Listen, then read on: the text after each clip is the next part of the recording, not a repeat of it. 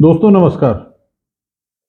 आप सबको मालूम है कि 9 नवंबर 2000 को उत्तराखंड राज्य का निर्माण होने के बाद 2002 में पहली कांग्रेस की सरकार उत्तराखंड के अंदर बनी और उसके बाद पंडित नरेंद्र तिवारी जो 1999 में लोकसभा के लिए चुने गए थे नैनीताल सीट से, तो उनके मुख्यमंत्री बनने के बाद और राज्य गठन के बाद पहला जो लोकसभा का चुनाव हुआ वो उपचुनाव हुआ 2002 में।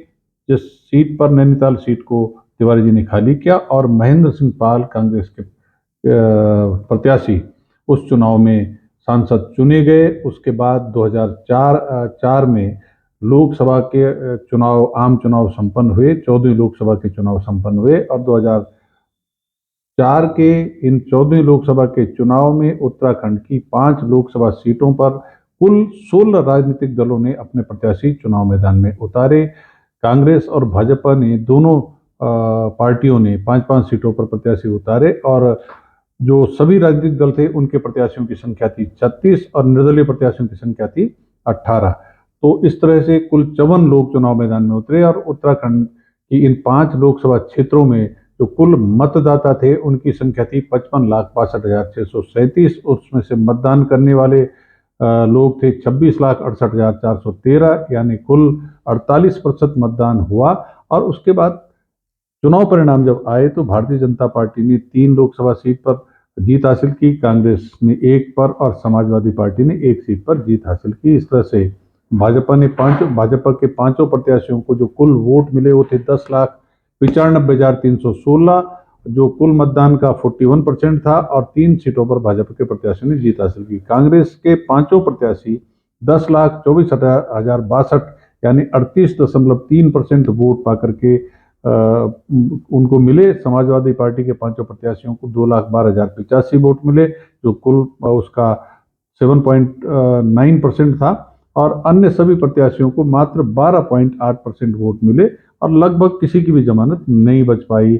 अल्मोड़ा सीट पर जो भाजपा के प्रत्याशी थे बच्ची सिंह रावत, उनको जो 5,04,756 वोट मिले, तो उनकी जीत का अंतर था कांग्रेस प्रत्याशी से 1,52 वोट। गढ़वाल सीट पर जनरल बीसी खंडूड़ी को जीत हासिल हुई। उनको कुल वोट मिले 4,99,546 और उनकी जीत का अंतर था 50,962। हरिद्वार सीट पर राजेंद्र कुमार समाजवादी पार्टी के, उनको मिले 4,86,341 वोट, 37,659 वोट से उन्होंने जीत हासिल की। नैनीताल सीट पर कांग्रेस के केसी सिंह बाबा को जीत मिली, कुल उनको वोट मिले 6,16,560 और 48.9% वोट पा करके वो 49,184 वोट से उनको जीत हासिल हुई। टिहरी सीट पर महारानी महाराजा मानवेंद्र शाह जी जो है उनको मिले 5,61,210 वोट, 43.4% और 17,446 वोट से उन्होंने जीत हासिल की।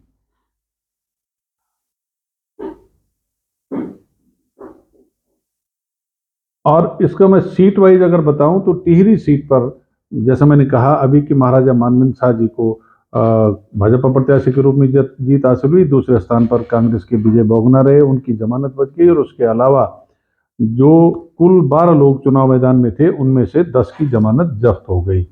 लोकसभा क्षेत्र संख्या 2 गढ़वाल सीट पर कुल 9 लोग चुनाव मैदान में थे और इसमें जीतने वाले जनरल बीसी खंडूड़ी साहब के अलावा कांग्रेस प्रत्याशी जनरल टीपीएस रावत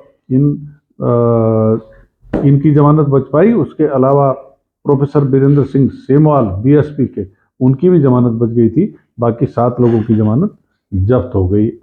लोकसभा क्षेत्र संख्या 3 अल्मोड़ा सीट पर कुल 9 लोगों ने चुनाव में प्रतिभाग किया और ये इसका आखिरी दौर था कि जब ये सीट सामान्य थी। इसके बाद जो अगला परिसीमन हुआ उसमें Almora Lok Sabha seat SC reserve हो गई, अभी भी एससी रिजर्व है।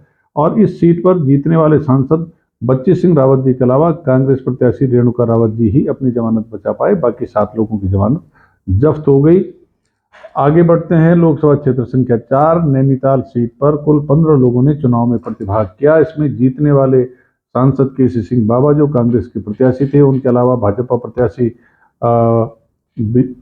के प्रत्याशी विजय बंसल इन 2 लोगों की जमानत बच पाई, उसके अलावा बाकी 13 लोगों की जमानत जब्त हो गई। हरिद्वार सीट पर कुल 9 लोगों ने चुनाव में प्रतिभाग किया और 9 में से 3 लोगों की जमानत बची। जीतने वाले समाजवादी पार्टी के राजेंद्र कुमार, डॉक्टर भगवान दास बसपा के, और हरपाल सिंह साथी जो 3 बार सांसद रहे, इस चौथी बार में वो तीसरे स्थान पर उतर गए और लेकिन अपनी जमानत बचा गए।